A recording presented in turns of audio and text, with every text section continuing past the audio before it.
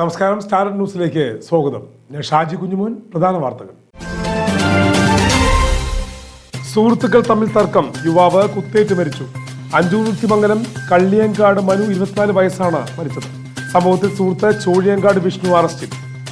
സാമ്പത്തിക ഇടപാട് സംബന്ധിച്ച തർക്കമാണ് കൊലയ്ക്ക് പിന്നിലെന്ന് പോലീസ്. പന്നിയങ്കര ടോൾ പ്രദേശവാസികൾക്ക് 10 കിലോമീറ്റർ വരെ സൗജന്യം ലഭ്യമാക്കാൻ ധാരണ. ഈ മാസം അവസാനത്തിനുള്ളിൽ അന്തിമ തീരുമാനം. അതുവരെ നിലവിലെ സ്ഥിതി തുടരും.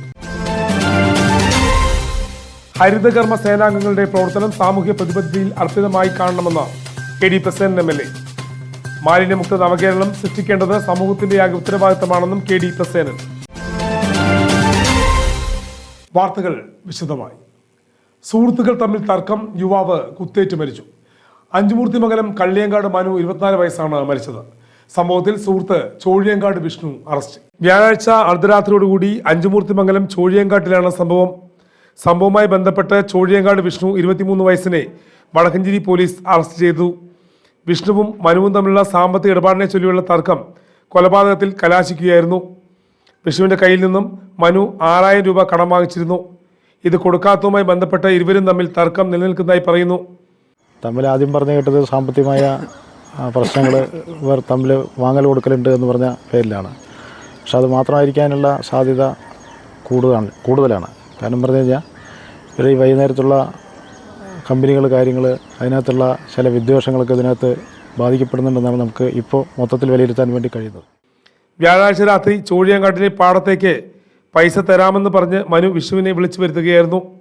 ഇവിടെ വെച്ചുണ്ടായ തർക്കത്തെ തുടർന്ന് മനു ഇടിക്കട്ട കൊണ്ട് വിഷ്ണുവിനെ മർദ്ദിച്ചു.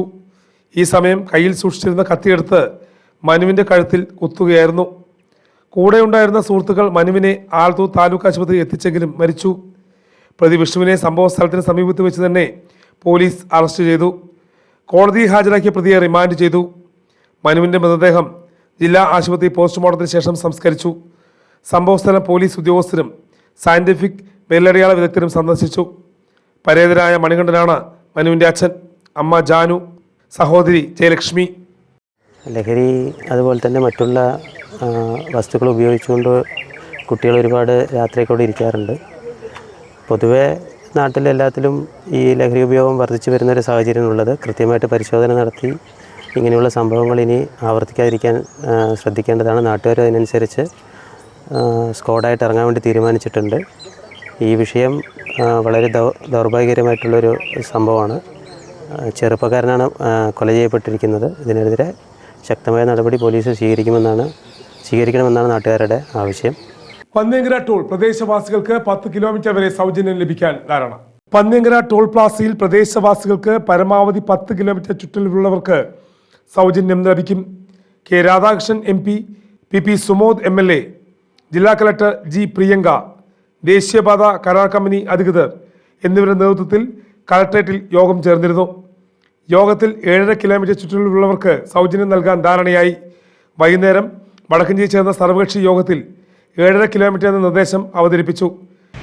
പിന്നീട് ദീർഘനേര ചർച്ചകൾക്ക് ശേഷം എടുത്ത ഒരു തീരുമാനം എന്ന് പറയുന്നത് ഇപ്പോൾ 5 കിലോമീറ്റർ നമുക്ക് സൗകര്യങ്ങൾ ചെയ്തു തരാമെന്ന് നേരത്തെ പറഞ്ഞിരുന്നു.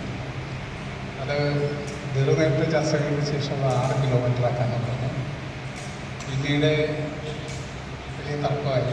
ആ തർക്കത്തിനൊടുവിൽ അവർ 6 കിലോമീറ്റർ കൊണ്ട് മറിഞ്ഞിരിക്കാനുള്ള തീരുമാനം സ്വീകരിച്ചു. പിന്നെ വീണ്ടും ചർച്ച ചെയ്ത അടിസ്ഥാനത്തിൽ 7 കിലോമീറ്ററായി. അങ്ങനെ അവസാനം 7.5 കിലോമീറ്റർ വരെ നമുക്ക് ടോൾ പിരിവ് ഒഴിവാക്കി തരാമെന്നുള്ള ഒരു തീരുമാനമാണ് പറഞ്ഞത്. ഞങ്ങൾ അത് സംബന്ധിച്ച് നമ്മൾ ചർച്ച ചെയ്ത് നമ്മുടെ ഈ സമിതി ചർച്ച ചെയ്ത് തീരുമാനമെടുക്കാമെന്ന് പറഞ്ഞു. 7.5 കിലോമീറ്റർ വരെയുള്ള പ്രദേശങ്ങളിൽ സൗജന്യമായിട്ടുള്ള യാത്രയ്ക്കുള്ള സൗകര്യങ്ങൾ ചെയ്യും.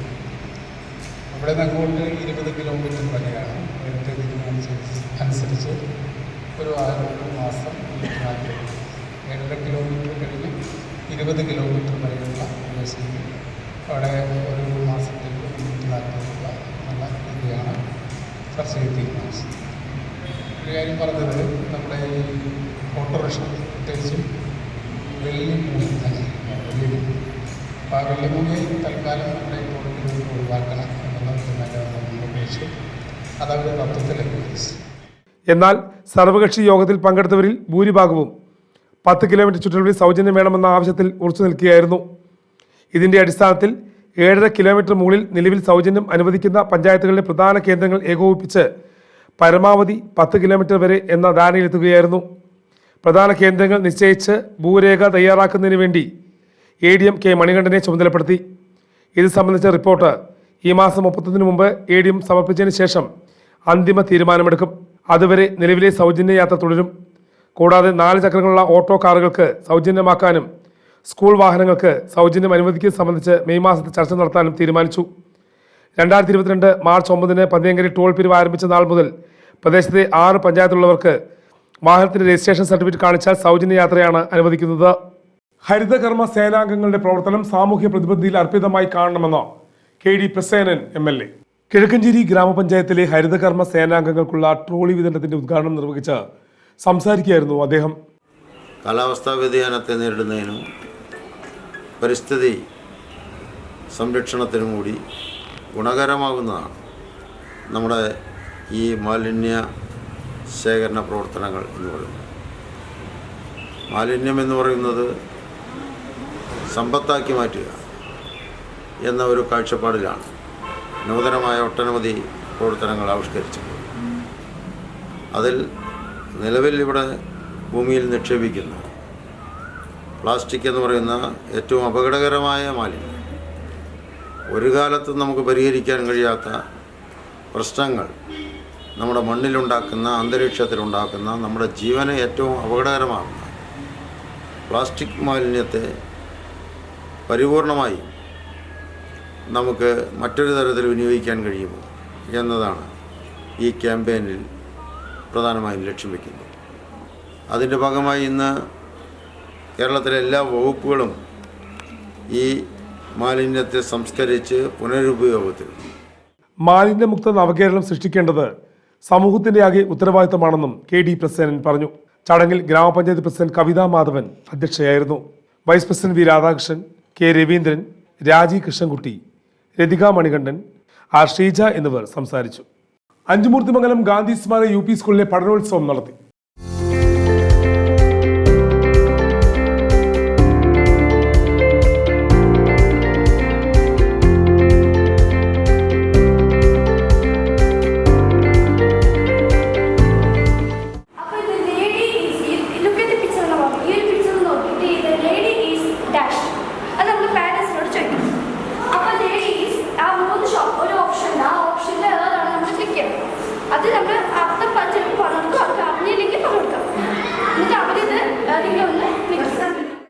മംഗലം ഗാന്ധി സ്മാരക UP സ്കൂളിലെ പഠനോത്സവം വടക്കഞ്ചേരി ഗ്രാമപഞ്ചായത്ത് പ്രസിഡന്റ് ലിസി സുരേഷ് ഉദ്ഘാടനം ചെയ്തു. നമുക്കറിയാം, ഇപ്പോൾ ഇവിടെ ഹാളിൽ നിങ്ങൾ ഒരു വർഷം ചെയ്ത പ്രവർത്തനങ്ങൾ നമ്മൾ പലപ്പോഴായിട്ട് നമ്മൾ ഉദ്ഘാടനം ചെയ്യപ്പെട്ടിട്ടുള്ള അല്ലെങ്കിൽ നിങ്ങൾ ചെയ്തിട്ടുള്ള പ്രവർത്തനങ്ങൾ അവിടെ ആ ഒരു ക്ലാസ് മുറിയിൽ, ഒരു 2-3 ക്ലാസ് മുറിയിൽ ചേർന്നുള്ള ഒരു ക്ലാസ് മുറിയിൽ നിരത്തി വയ്ക്കാൻ പറ്റാത്ത അത്രയുള്ള പ്രവർത്തനങ്ങൾ നിങ്ങൾ ചെയ്തിട്ടുണ്ട് എന്നുള്ളതാണ് അല്ലേ. ഓരോ മാസവും ഓരോ ക്ലബിൻ്റെ കീഴിലും അതേപോലെ തന്നെ ഓരോ ക്ലാസിൻ്റെ കീഴിലും കുട്ടികളും എല്ലാവരും ചേർന്നുകൊണ്ട് നടത്തിയിട്ടുള്ള പ്രവർത്തനങ്ങൾ പഠനത്തോടൊപ്പം തന്നെ പഠന നിലവാരം മികച്ചതാക്കുന്നതിന് വേണ്ടി അധ്യാപകരും കുട്ടികളും രക്ഷിതാക്കളും കൈകോർത്ത് പിടിച്ചുകൊണ്ട് തന്നെ തങ്ങളുടെ മക്കളെ ഏറ്റവും നല്ല വിദ്യാർത്ഥികളാക്കി പഠനം മികച്ചതാക്കുന്നതിന് വേണ്ടി ആത്മാർത്ഥമായിട്ടുള്ള പ്രവർത്തനത്തിൻ്റെ ബാക്കി പത്രമാണ് അവിടെ കാണുന്നത്. കാരണം ഓരോ ദിവസവും അല്ലെങ്കിൽ മറ്റുള്ള സ്കൂളുകളിൽ നിന്ന് എങ്ങനെ മികച്ചതാക്കാം, ഞങ്ങളുടെ കുട്ടികളെ എങ്ങനെ അവരെക്കാൾ അവരുടെ കഴിവുകൾ പരമാവധി പ്രയോജനപ്പെടുത്തി അവരെ കൊണ്ടുവരിക, പരമാവധി പഠനത്തോടൊപ്പം തന്നെ പാഠ്യേതര വിഷയങ്ങളിലും തങ്ങളുടെ കുട്ടികളുടെ കഴിവുകൾ പ്രകടിപ്പിക്കാനുള്ള വേദിയും മികച്ച കുട്ടികളാക്കി വാർത്തെടുക്കുന്നതിന് വേണ്ടിയുള്ള ആത്മാർത്ഥമായ പ്രവർത്തനമാണ് സ്കൂളിലെ ഓരോ അധ്യാപകരും ഓരോ വിഷയാടിസ്ഥാനത്തിൽ ക്ലബ്ബുകൾ ഉണ്ടാക്കി തന്നെ ഓരോ പ്രവർത്തനങ്ങളും, കാരണം മത്സരമാണ് മാഷുമാർ തമ്മിലും. ആരോഗ്യ വിദ്യാഭ്യാസ കാര്യ standing committee chairperson Rashmi Shaji അധ്യക്ഷത വഹിച്ച ചടങ്ങിന് പ്രധാന അധ്യാപിക സ്വാഗതം പറഞ്ഞു. CRCC coordinator MPTA president Shrimati Bushra എന്നിവർ ആശംസ അർപ്പിച്ചു. K വിമൽ മാസ്റ്റർ നന്ദി അർപ്പിച്ചു സംസാരിച്ചു. വിദ്യാർത്ഥികളുടെ വിഷയാടിസ്ഥാനത്തിലുള്ള വിവിധ പഠന പ്രവർത്തന കലാപരിപാടികൾ അവതരിപ്പിച്ചു. പഠന മികവുകളുടെ പ്രദർശനവും നടത്തി. പൂർണ്ണമായും ഹരിത നിയമാവലി പാലിച്ചാണ് പഠനോത്സവം സംഘടിപ്പിച്ചത്. കൊല്ലങ്കോട് ബ്ലോക്ക് പഞ്ചായത്തിന് കീഴിലെ കൊടുവായൂരിലെ വൃദ്ധ ഭിന്നശേഷി സദനത്തിന്റെ നവീകരണത്തിന് ശനിയാഴ്ച തുടക്കമാകും. നിലവിൽ 26 പേർക്ക് താമസിക്കാവുന്ന വൃദ്ധസദനത്തിൽ പുതിയ കെട്ടിടം വരുന്നതോടെ 70ഓളം പേരെ പാർപ്പിക്കാൻ കഴിയുമെന്ന് block panchayat president R Chinnakuttan വാർത്താ സമ്മേളനത്തിൽ പറഞ്ഞു. MC കൃഷ്ണൻ, N നിസാർ, ഓമന സുബ്രഹ്മണ്യൻ, അനിത എന്നിവരും വാർത്താ സമ്മേളനത്തിൽ പങ്കെടുത്തു. അതിനുശേഷം വന്ന ഭരണസമിതി ചില കാര്യങ്ങളൊക്കെ ചെയ്തു എന്നാണ് അറിയാൻ വേണ്ടി കഴിഞ്ഞത്. എന്നാലും പൂർണ്ണതയിൽ എത്തിക്കാൻ കഴിഞ്ഞില്ല. ഞങ്ങൾ 2020 അധികാരത്തിൽ വന്നപ്പോൾ, ഇന്നത്തെ ഭരണസമിതി അധികാരത്തിൽ വന്നപ്പോൾ അതിന്റെ ഫയലെല്ലാം എടുത്ത് പരിശോധിച്ചപ്പോൾ അത് അവിടെ അങ്ങനെ കിടക്കുക. ഏതായാലും മറ്റേ സമൂഹത്തിൽ ഒറ്റപ്പെട്ട് നിൽക്കുന്ന ഒരു വിഭാഗമാണ് ഭിന്നശേഷിക്കാരായാലും വൃദ്ധജനങ്ങളായാലും ഉള്ള.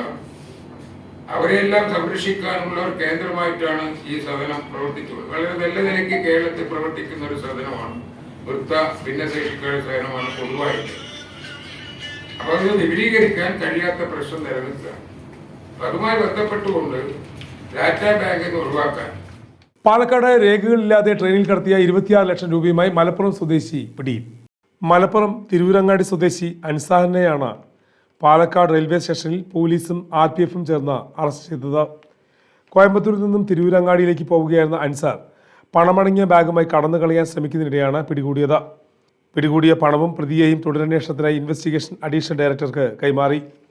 ആലത്തൂർ ഇരട്ടക്കുളം അസീസിയ ഹോസ്പിറ്റലിൽ ലോക വൃക്ക ദിനത്തോടനുബന്ധിച്ച് വൃക്കരോഗ നിർണയ ക്യാമ്പ് നടത്തി. നെഫ്രോളജിസ്റ്റ് ഡോക്ടർ ശ്രീകൃഷ്ണയുടെ നേതൃത്വത്തിലാണ് ക്യാമ്പ് സംഘടിപ്പിച്ചത്. വൃക്കരോഗത്തിന് കാരണമാകുന്ന ജീവിതശൈലിയിൽ വരുത്തേണ്ട മാറ്റത്തെക്കുറിച്ച് ഡോക്ടർ വിശദീകരിച്ചു. വൃക്കരോഗത്തെക്കുറിച്ചും രോഗികൾക്കുള്ള സംശയങ്ങൾക്കും ഡോക്ടർ ശ്രീകൃഷ്ണ മറുപടി നൽകി.